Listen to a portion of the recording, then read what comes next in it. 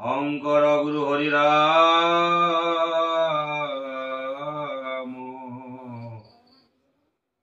গুৰু হৰি ৰাম ৰাম ৰাম শ্ৰীমন্ত শংকৰ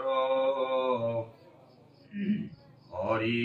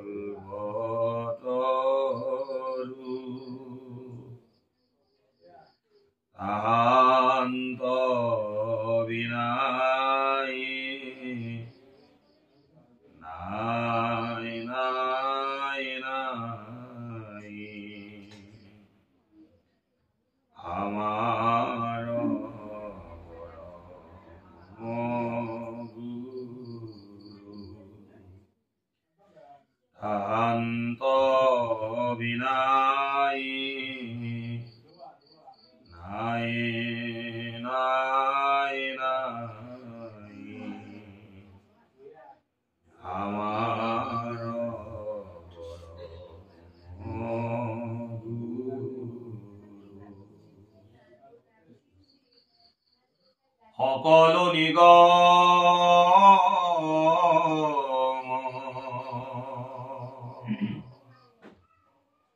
অল্পতৰু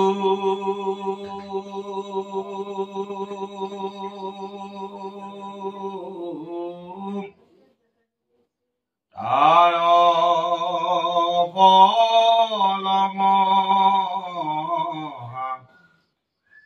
ভাগৱত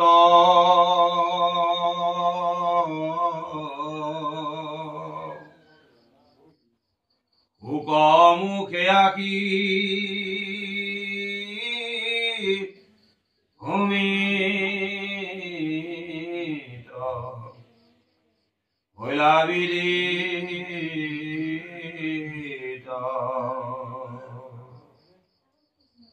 ৰহত চতুৰ যিটো জন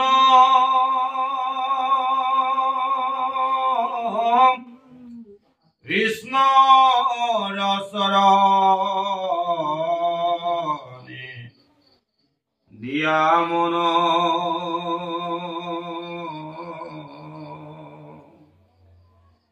পৰম সন্তোষে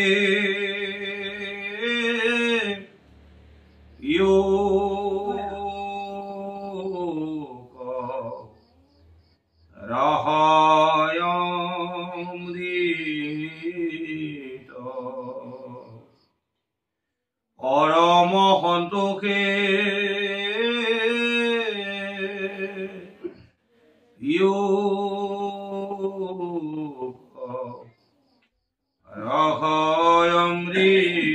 রহয়মৃত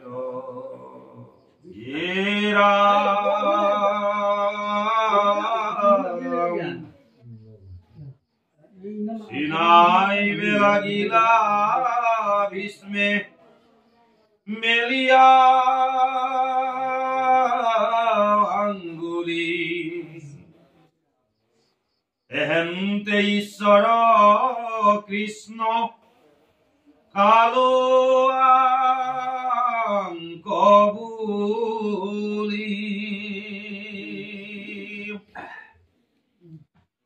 সম্প্রতি আসন্ত হুয়া দৈবকী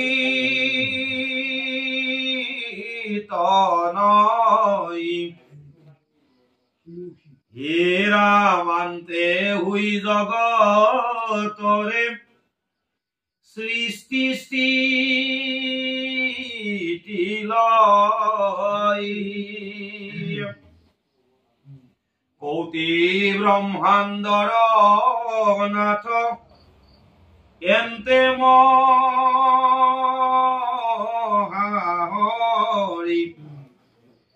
মায়াই লোকক মুহি আশাস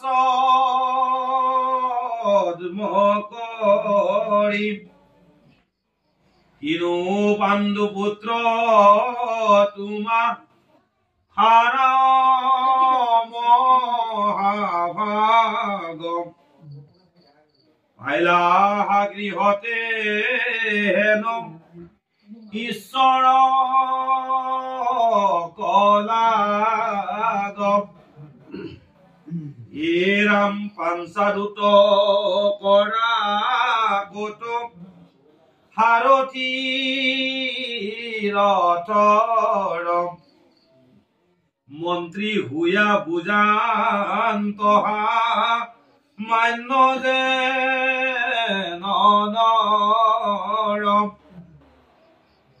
তাহান চৰণে আবে চিত্ত কৰি থিৰ কৰা প্ৰতিপাল প্ৰজা ৰাজা যুধিষ্ঠিৰ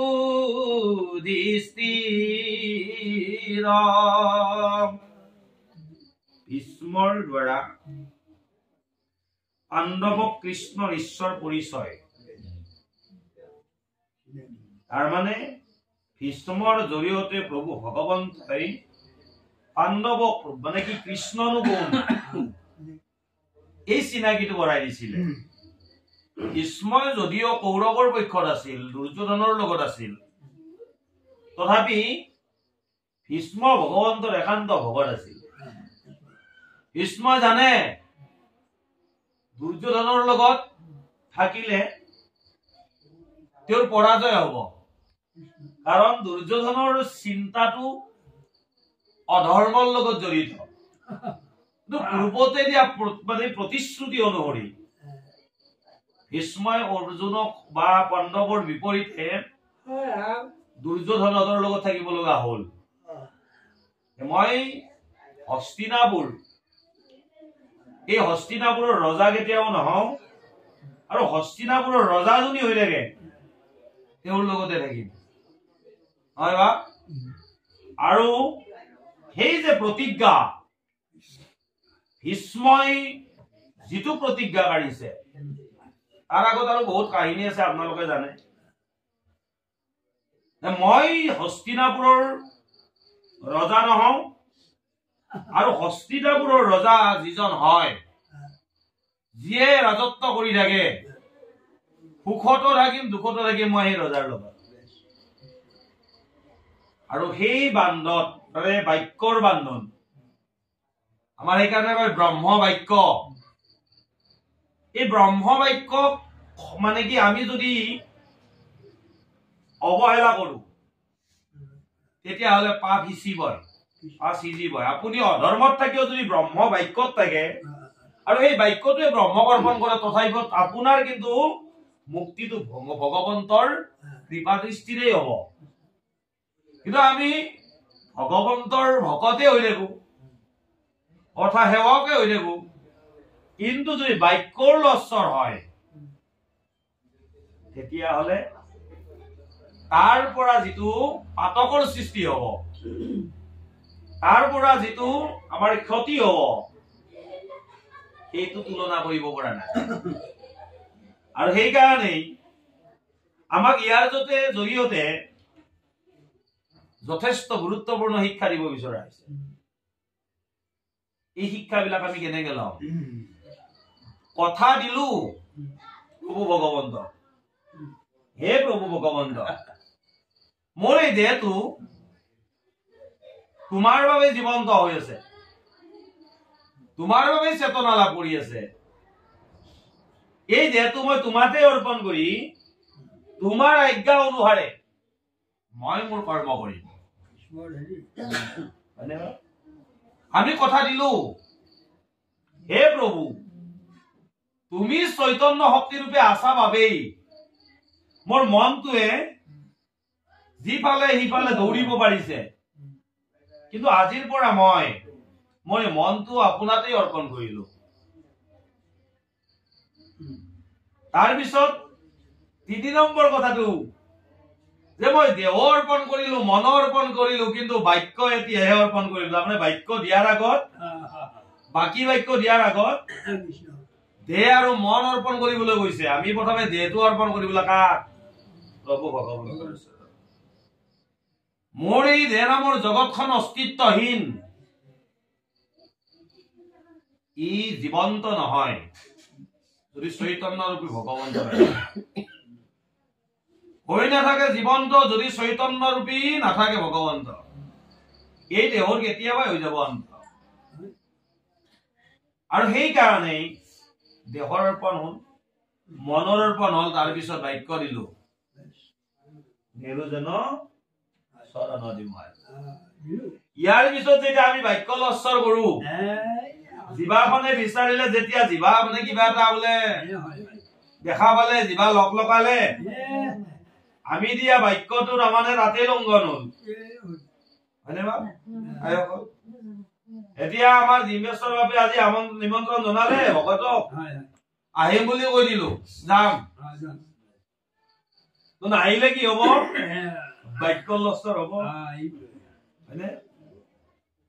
এই ধৰণৰ কথাবিলাক আমাৰ ভকতৰ জ্ঞানে অত্যন্ত গুৰুত্বপূৰ্ণ।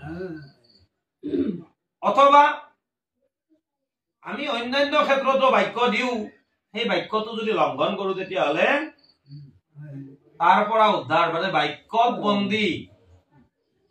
আৰু এই বাক্যত বন্দী মানুহে যেতিয়া বাক্য ৰাখিব নোৱাৰে, সেই বন্দীত্বই গবা মাৰি ধৰে,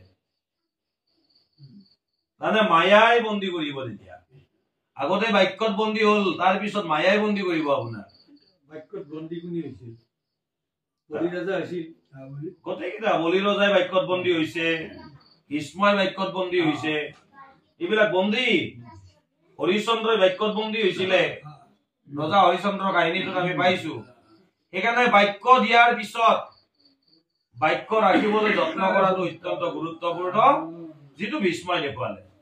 তাৰ পিছতো কিন্তু ভীষ্মই হৰহত্যাত পৰিছে, পাণ্ডৱৰ হৰত হৰবিদ্ধ হৈছে। তাৰ পিছতো পাণ্ডৱক কিন্তু খং কৰা নাই। পাণ্ডৱে যেতিয়া খবৰ লবলৈ গৈছে, লগত প্ৰভু ভগৱন্ত গৈছে, তেতিয়া ভীষ্মই আনন্দিত হৈছে যে আজি মই যি হৰহত্যাত পৰি আছো, এই হৰহত্যাত মই ভগৱন্তৰ দৰ্শন লাভ কৰিছো।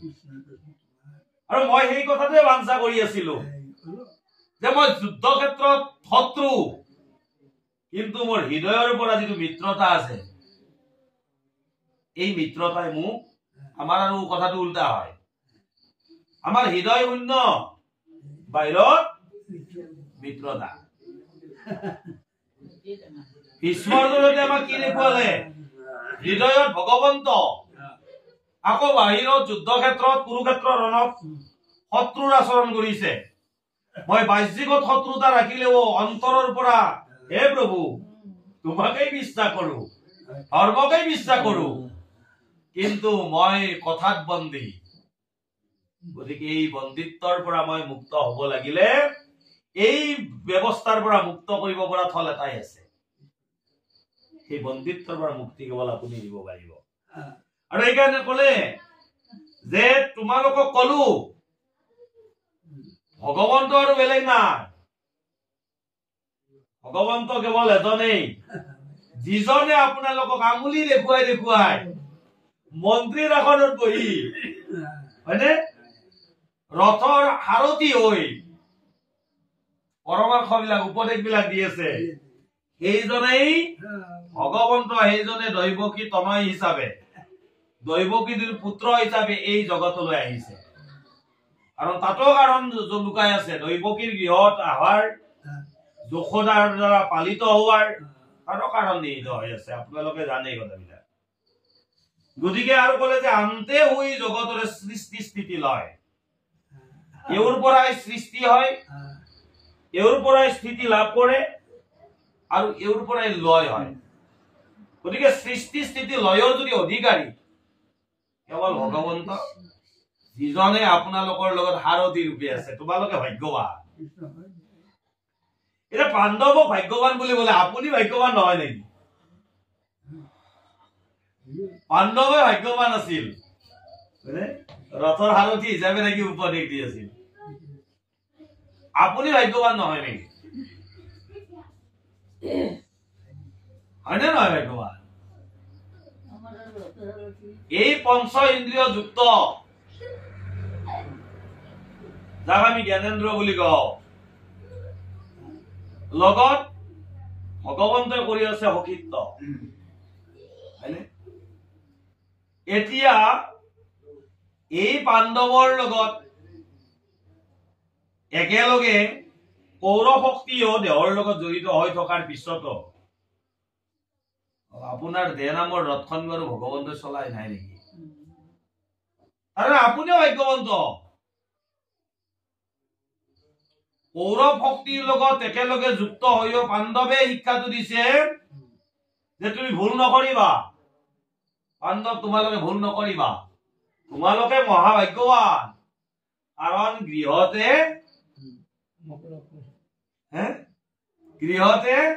প্ৰভু ভগৱন্তক আপোনালোকে পাই আছে আপুনি গৃহত পাইছে নে নাই